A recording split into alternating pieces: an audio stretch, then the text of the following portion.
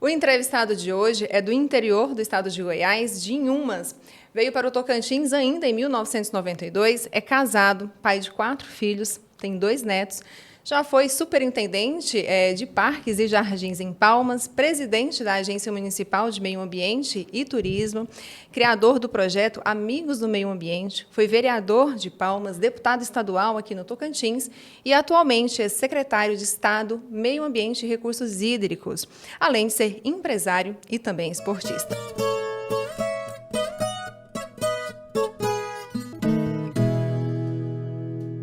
Um oferecimento em Getins, aluguel de guindastes e caminhões Mulk.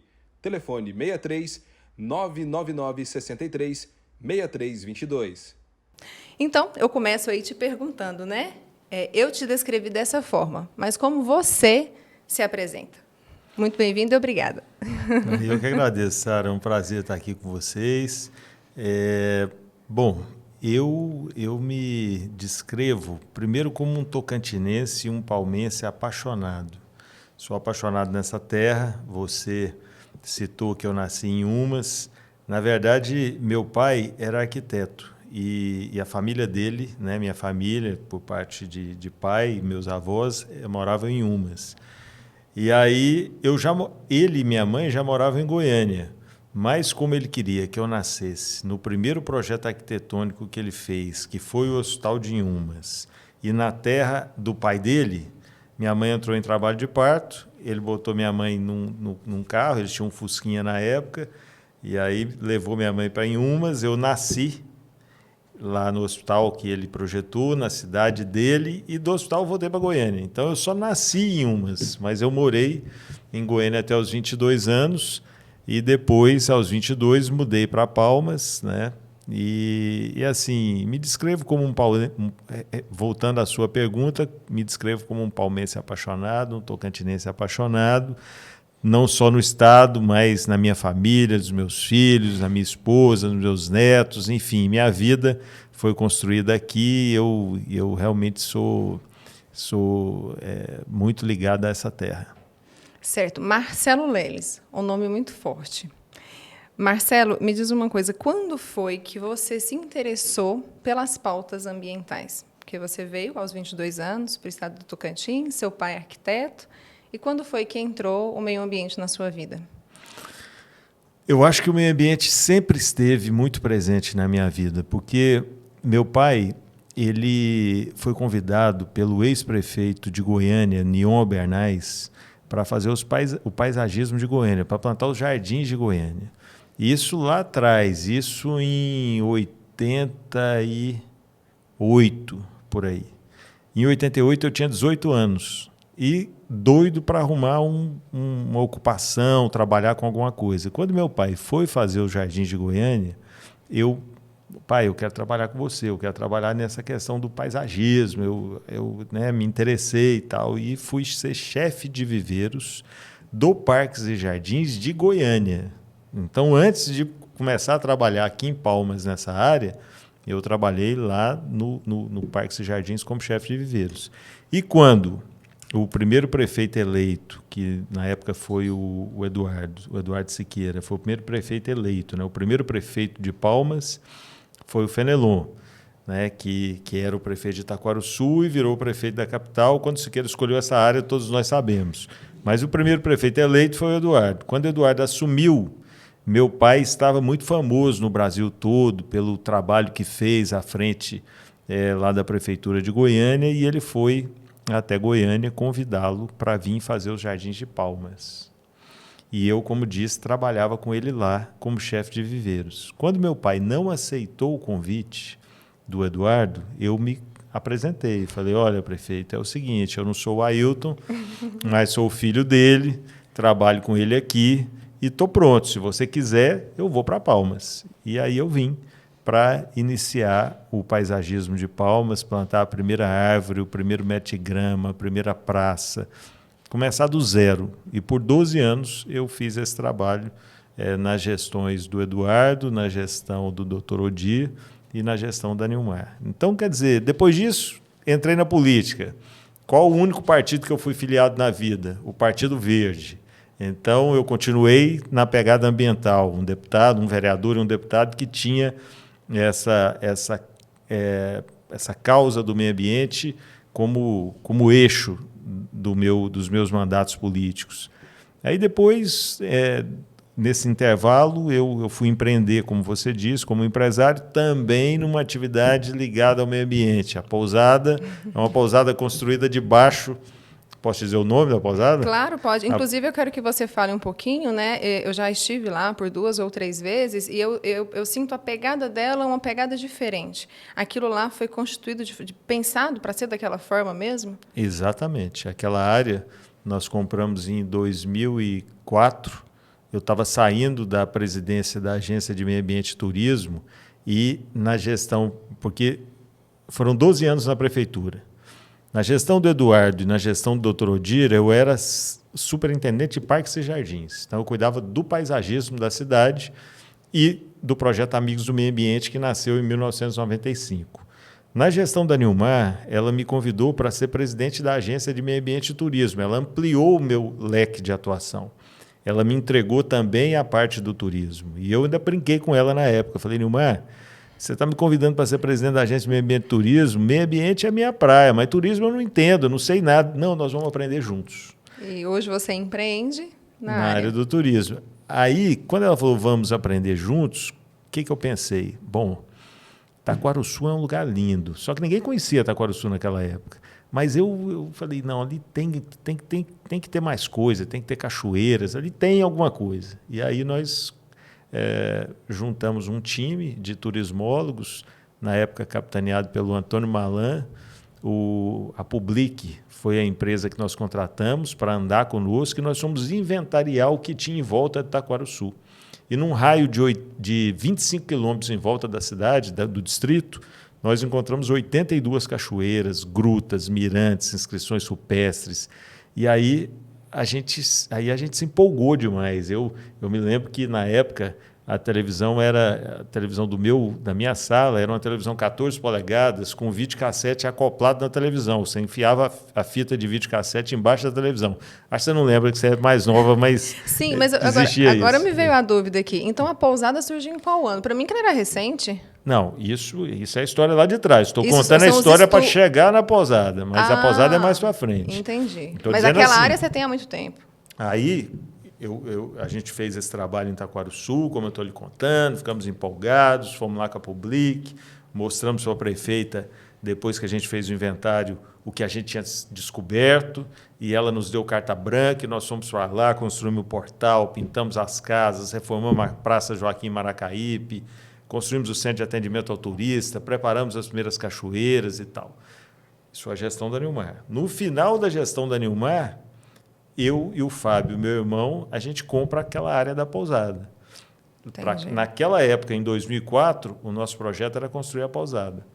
Mas aí veio o prefeito Raul. O Raul ganhou a prefeitura. E o Raul já não tinha essa visão muito voltada para o turismo.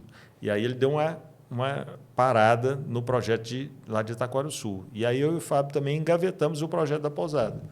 Aí, 10, 12 anos depois, em 2016, é que nós decidimos que era o momento construir, porque o Jalapão já estava muito visitado, e a gente entendeu que era o momento adequado, e aí começamos o projeto, entramos no Banco da Amazônia, no BASA, pegamos o financiamento e construímos. E detalhe, ela está sempre lotada, né? E aí, aproveitando essa oportunidade, eu queria que você falasse com relação à oportunidade.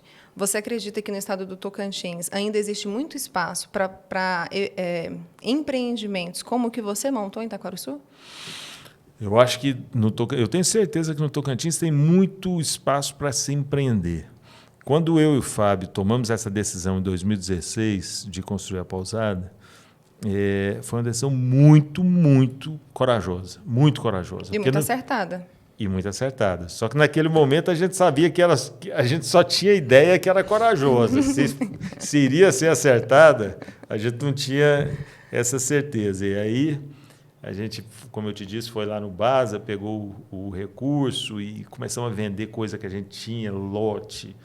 No fim, a gente já não tinha mais como levantar recursos no fim da pousada.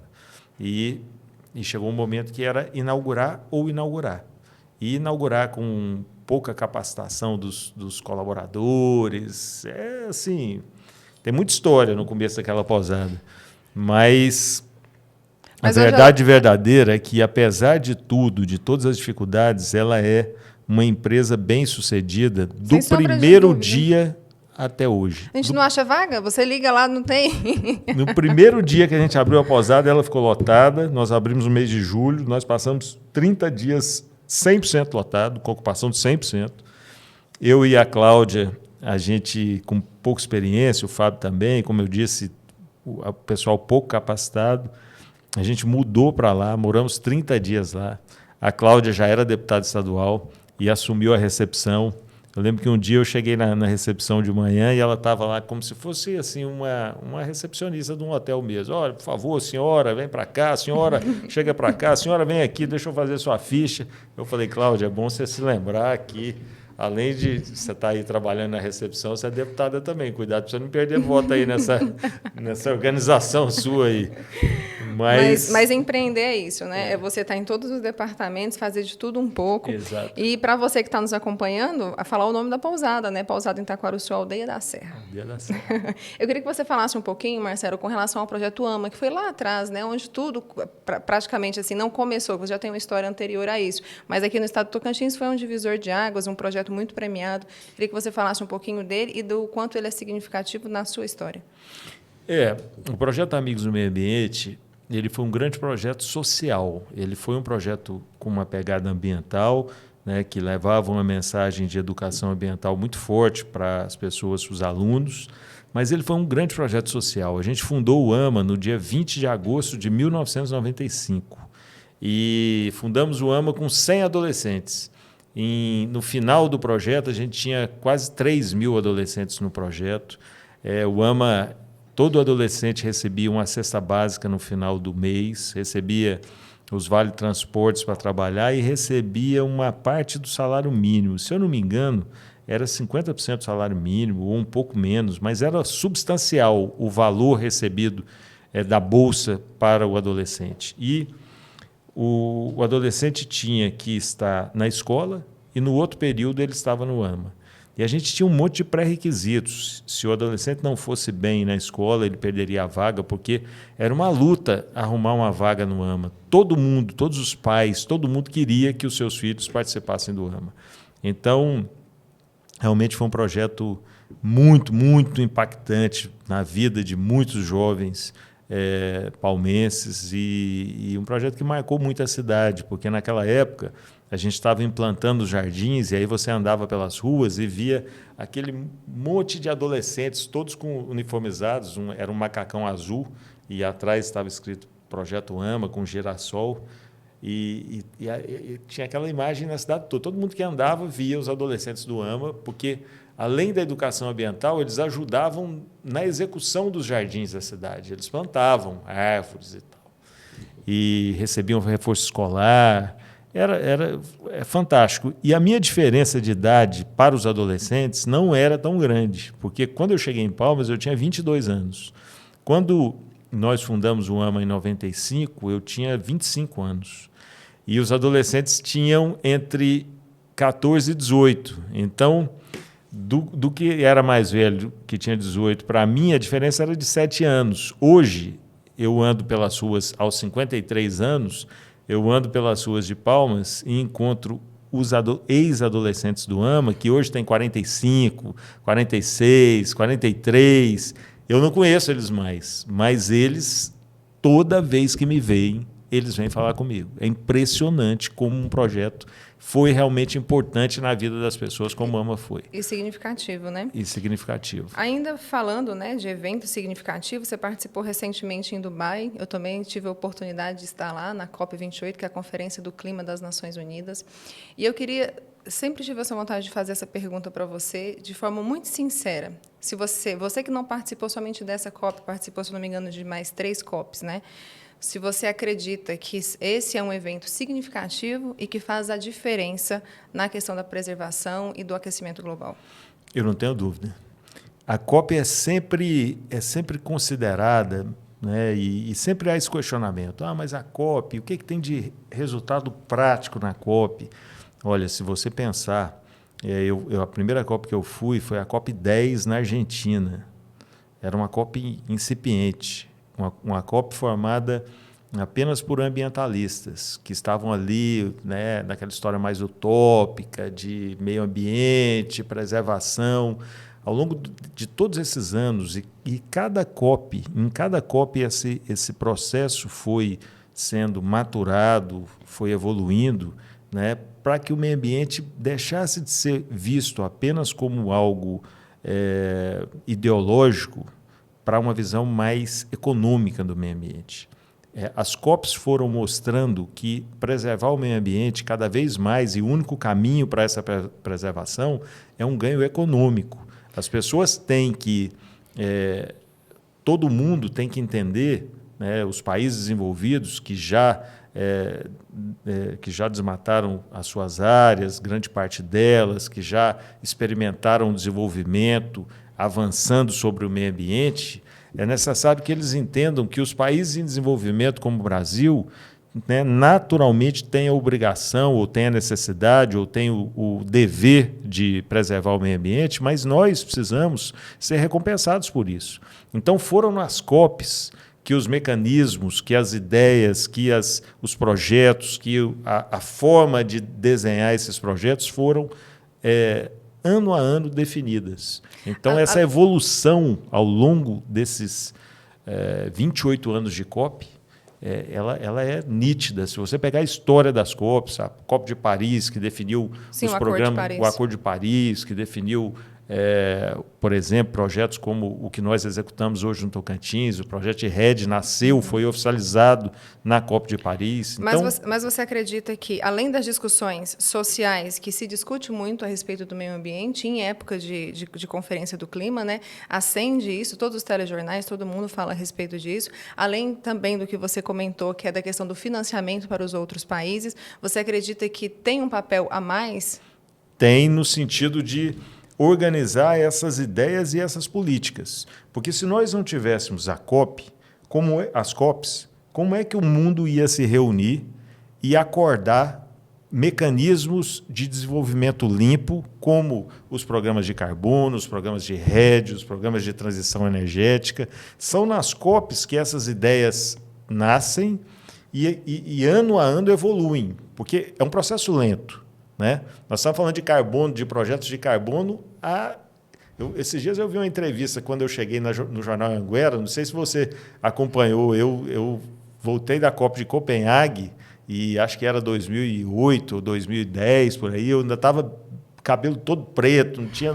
Estava beleza, e falando do carbono, e falando que tinha um programa, que tinha nascido um programa novo, que eram os programas de REDD, que iam pagar pelas florestas em pé. Então, antes da COP de Paris, na COP de Copenhague, essa ideia nasceu e ela foi evoluindo ano a ano até ser oficializada na COP de Paris. O que eu estou querendo dizer para você é que as COPs são o ambiente onde os processos, as ideias e as formas de preservar o meio ambiente são desenvolvidas ano a ano.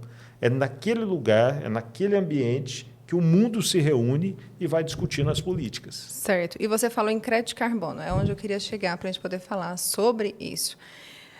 Como que a gente vende para a sociedade, que a gente, a sociedade em peso. Aqui vamos falar do estado do Tocantins, né, que foi o primeiro estado a comercializar o crédito de carbono, de que isso vai ser algo vantajoso, né? Você preservar o meio ambiente vai ser algo vantajoso para o estado, consequentemente para a comunidade, que vai ser beneficiada a partir do recurso. Primeiro ponto, a nossa vida. Eu acho que o primeiro jeito de encarar um projeto como o projeto de carbono do estado do Tocantins é pensar em nós, né? Na verdade, nós dependemos da Terra, do planeta, né? A gente não é nada sem um ambiente equilibrado, sem uma água potável, sem florestas que filtram o ar que nós respiramos. Nós não somos nada sem a biodiversidade, sem os animais. Então, isso é o primeiro ponto. A gente ter um estado preservado, um estado aonde o desenvolvimento aconteça de maneira sustentável é o eixo para a nossa geração e para as futuras. Eu tenho conversado muito com o agro, muito com o setor agrícola, muito. E a relação com o agro está cada vez melhor. Nós estamos agora numa fase praticamente de lua de mel entre o meio ambiente e o setor produtivo. Por quê? Porque a gente está discutindo isso. Quem é o maior beneficiado pelo meio ambiente equilibrado?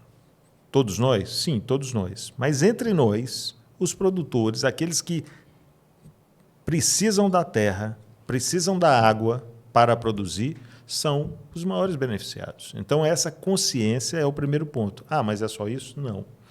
É uma forma de compensar. Como eu disse, o primeiro mundo precisa, de alguma maneira, compensar o Brasil e outros países em desenvolvimento, e, no caso nosso, Tocantins, para que nós possamos continuar preservando as nossas áreas o máximo que nós pudermos, respeitando o direito da produção, respeitando o Código Florestal Brasileiro, que no Cerrado definiu 65% de área produtiva e 35% de área de preservação. Então, nós temos que respeitar essa Bíblia, que é o Código Florestal Brasileiro, mas nós temos que, de alguma maneira, termos benefícios, até para a gente poder implementar essa política, até para a gente poder evoluir nos nossos órgãos de controle, no monitoramento ambiental, ter um Naturatins cada vez mais eficiente, ter uma Secretaria de Meio Ambiente que acompanhe de forma online tudo o que está acontecendo no Estado, como a gente caminha para fazer, a passos largos.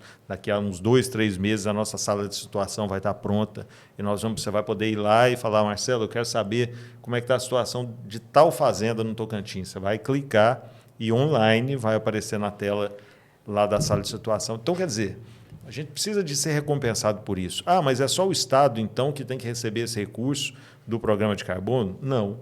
Todos aqueles que preservam. O Estado é quem monitora, é quem controla, é quem aplica as políticas, mas o agro é responsável pela preservação de grande parte das nossas áreas. Então, uma parte dos recursos vai para o agro. Ah, mas os indígenas, os quilombolas, os agricultores familiares também são grandes agentes de preservação. Sim. Então, uma parte dos recursos vão para eles. E outra parte vão especificamente para as nossas unidades de conservação, os nossos parques, as nossas APAs. Certo. Agora eu vou jogar para você uma questão um tanto quanto polêmica, mas que você sempre se sai muito bem, porque eu acompanho as reuniões e as discussões. Como conciliar? Nós somos, ao mesmo tempo que somos o pulmão do mundo, como a gente viu nas discussões como de todas as COPs, eu que estive presente nessa, vi essa discussão lá, ao mesmo tempo que nós somos o celeiro do mundo também, porque nós somos um país tropical, onde é possível produzir tudo. Aqui não tem neve, aqui não tem o deserto, então, assim, aonde que se produz melhor? É no Brasil. E aonde que precisa preservar? É no Brasil. Como conciliar isso, Marcelo Leles? Olha, eu não vejo nenhum problema, nenhum dilema nessa história. E quem me chamou, eu conto sempre essa história, quando eu assumi a Secretaria do Meio Ambiente, o governador Vanderlei me convidou o café, eu quero que vocês venham aqui. Sentou nós 3 lá no gabinete dele, ele disse: olha, eu quero dizer para vocês o seguinte, primeiro, o Tocantins é agro, ponto. Segundo, no meu governo eu quero uma política de desenvolvimento sustentável. Eu quero que o agro continue produzindo, mas eu quero que essa produção aconteça respeitando as regras ambientais. E aí, Sara, por isso que eu te digo que isso não é um problema, não é uma dificuldade, porque a atual conjuntura do mundo já está fazendo grande parte do trabalho. Todo o agro sabe que ou ele produz com respeito às regras ambientais ou o mercado vai se fechar para os produtos que não são produzidos de forma sustentável. Isso já está definido. Por exemplo, a União Europeia já baixou uma resolução clara sobre isso e o mundo todo caminha nessa direção. Então, não há outro caminho. O agro já entendeu isso. Mas o agro está muito consciente. Eu tenho ficado assim, muito impressionado com as reuniões com o agro. Os grandes, o agro empresarial, o agro tecnológico, ele sabe que a sustentabilidade do seu negócio depende de um trabalho equilibrado, de uma produção sustentável, né? Todo empresário, eu, por exemplo, quando eu olho para a pousada, eu olho para os meus filhos, para os meus netos, eu penso a pousada daqui a 50 anos, daqui a 100 anos, né? Quantas e quantas pousadas a gente visita em Minas Gerais, em estados mais antigos. A pousada era uma casa de uma fazenda, tem 200 anos. Por que a pousada Aldeia da Serra também não pode ser dessa maneira? Por que uma grande fazenda no Tocantins não pode continuar cada vez mais sustentável para que os seus filhos, seus netos, seus bisnetos também possam usufruir daquela atividade econômica e se orgulhando de algo feito respeitando o meio ambiente? Então, esse é o caminho natural. Eu realmente não vejo dificuldade. E essa pauta de trabalho com o agro tem sido uma das coisas mais prazerosas para mim na secretaria, porque quando eles foram, por exemplo, assinar o pacto pelo desmatamento ilegal com o governador, você sabe que no final do ano passado nós assinamos, o setor Sim. produtivo e o governador assinaram um pacto contra o desmatamento ilegal. Nesse pacto, o setor produtivo se compromete em enfrentar de frente esse crime que é o desmatamento ilegal, mas ele coloca vários pontos de melhora na relação com o governo. Nós queremos assinar o pacto, mas nós queremos que o governo melhore a relação conosco nesse ponto, né? Escreveram todos esses pontos. E a gente vem matando um por um aqueles pontos. Então, a gente está evoluindo. A sensação é de evolução clara. Certo. E já caminhando, né, para o fim do nosso bate-papo, eu queria, quando você tocou em família, que você falou, né, que espera que a pousada fique para os seus netos, para os seus bisnetos, você acredita que os seus filhos, porque tanto você é hoje uma figura pública, político, sua esposa também, você acredita que algum dos seus filhos ou dos seus netos vão seguir a carreira? Olha, essa pergunta, você sabe quando você levanta a bola assim, põe no pênalti e quase fala assim, goleiro, sai daí, eu vou chutar sem goleiro. É o que você fez comigo, porque eu tenho repetido para muita gente que uma das decisões mais acertadas que eu tive ultimamente foi... Eu fui na pousada um tempo atrás e achei que o atendimento ali no restaurante não estava tão bom e tal. Saí de lá meio assim, falei, não tá temos que melhorar alguma coisa aqui. E nessa descida da serra, estava eu, a Cláudia e a Carol, que é uma das minhas filhas. E a Carol trabalhava no Estado, na Secretaria de Saúde. Eu falei, Carol, deixa eu te falar uma coisa. Você não topa sair da Secretaria de Saúde e assumir a minha parte? Porque o Fábio sempre ficou na parte mais, meu irmão, sempre ficou na parte mais da operação da pousada e eu fiquei na parte mais administrativa e financeira. Então, Carol, você não topa sair do seu emprego e assumir a parte administrativa e financeira da pousada? E ela, na hora, respondeu, topo. Eu prefiro. Se vocês pagarem o valor que eu recebo no Estado, eu vou e vou cuidar de algo que é nosso. Foi a resposta dela. E de lá para cá, ela foi trabalhar na pousada, assumindo a minha área. E eu vou lhe contar uma coisa. Ela está dando um show na pousada. Então, assim, foi bom por diversos aspectos. Primeiro, que a pousada estava precisando desse choque de gestão, já que eu assumi a secretaria e me afastei um pouco e deixei um pouco a minha área em aberto, desguarnecida, vamos colocar assim. Então, ela chegou e está fazendo um brilhante trabalho. Além disso, isso responde muito à sua pergunta, que já é a sucessão natural. Eu já não tenho mais dúvida. A Carol gere a pousada melhor do que eu Mas administrava. político, você acha que tem algum? Você está falando agora mas você perguntou da pousada, né? Não, perguntei do político. Ah, você perguntou do político? Ah, não, do político eu não sei. Do político não tem ninguém se apresentando ainda, não. A política é uma atividade muito dura, muito intensa, muito difícil, né? Que, para o bom político, por exemplo, no momento em que eu estava na atividade política para valer, como vereador, como deputado, disputando prefeitura de Palmas e tal, eu vi 10 anos da minha vida se passaram e eu pisquei o olho e passou 10 anos. Entendeu? Porque o bom político, ele mergulha na atividade. Eu mergulhei na atividade política. Eu vivia, eu respirava, eu acordava, almoçava, dormia política. Eu não tinha mais tempo para nada. E isso acaba, de uma certa maneira, não vou dizer que traumatizando, mas deixando a família meio com o pé atrás, entendeu? Eu não vejo hoje ninguém com vontade de entrar na política, de entrar não. Na política. Eu aproveito a oportunidade para perguntar.